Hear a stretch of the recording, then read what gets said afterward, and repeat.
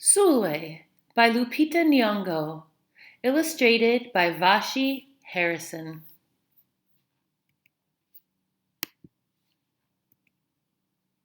Sulwe, read with permission of Simon & Schuster Books for Young Readers.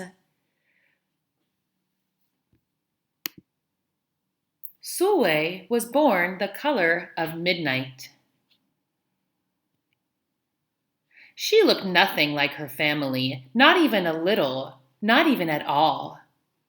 Mama was the color of dawn, Baba the color of dusk, and Mitch, her sister, was the color of high noon. Hardly anyone at school looked like Sulwe either. People gave her sister Mitch pet names like Sunshine and Ray and Beauty.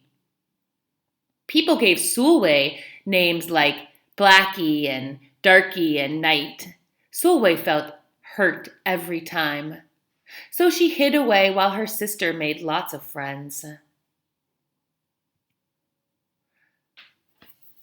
Sulwe dreamed of being the same color as her sister. She wanted real friends too. So she got the biggest eraser she could find and tried to rub off a layer or two of her darkness. That hurt. She crept into Mama's room and helped herself to her makeup. Oh no, she would hear about this from Mama. Sulwe decided to work from the inside out and ate only the lightest, brightest foods.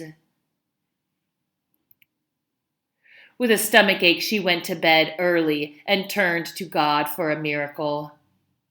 Dear Lord, why do I look like midnight when my mother looks like dawn? Please make me as fair as the parents I'm from. I want to be beautiful, not just to pretend. I want to have daylight. I want to have friends. If you hear me, my Lord, and would like to comply, may I wake up as bright as the sun in the sky. Amen. When Mama came in to wake her for school the next morning, Sulwe rose to find not a trace of daylight in her midnight skin. Sulwe told Mama everything. Mama asked, "What is your name?" "Sulwe," she muttered. "And what does it mean?" "Star," Sulwe whispered. Brightness is not in your skin, my love. Brightness is just who you are. As for beauty, Mama said, rubbing Sulwe's stomach the way she always did to comfort her, you are beautiful.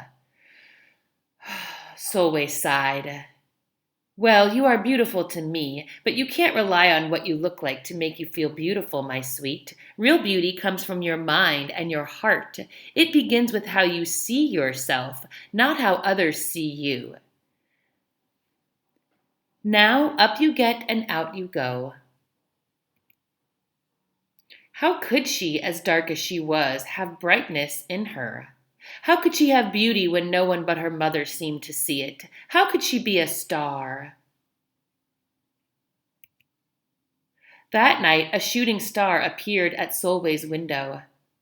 The night sent me, the star said. Come with me. Sulwe hopped onto the star and off they went.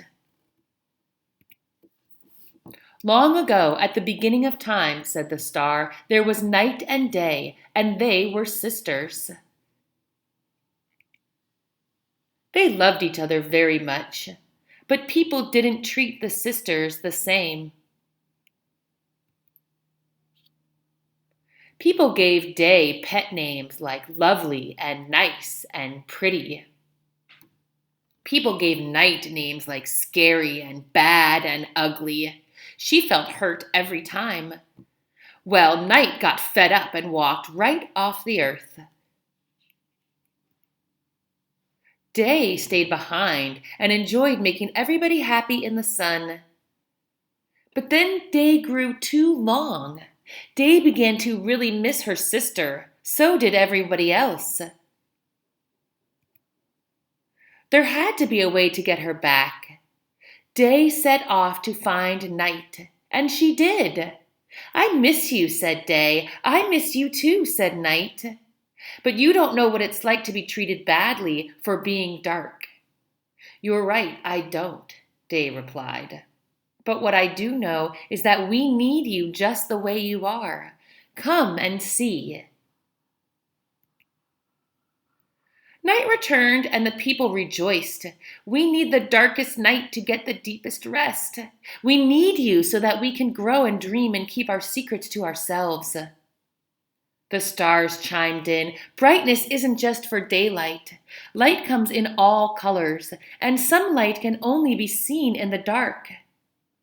While day had a golden glow, with night everything had a silver sheen, elegant and fine. Day told her sister, when you are darkest is when you are most beautiful. It's when you are most you. Could it be that night did not need to change, not even a little, not even at all? Now that night and day were back together, a little bit of night returned to day in the form of shadows, and a little bit of day returned to night in the form of moonlight. They were inseparable from that moment on and promised to celebrate the brightest in each other, whether people chose to see it or not. You see, the star explained, we need them both, on their sunniest day and their darkest night, and every shade in between. Together they make the world we know, light and dark, strong and beautiful. Sulwe rose the next morning, beaming. There would be no hiding any more. She belonged out in the world, dark and beautiful, bright and strong. And if she ever needed a reminder of her brightness, she could look up at the sky on the darkest night to see for herself. Sulwe felt beautiful inside and out. The end.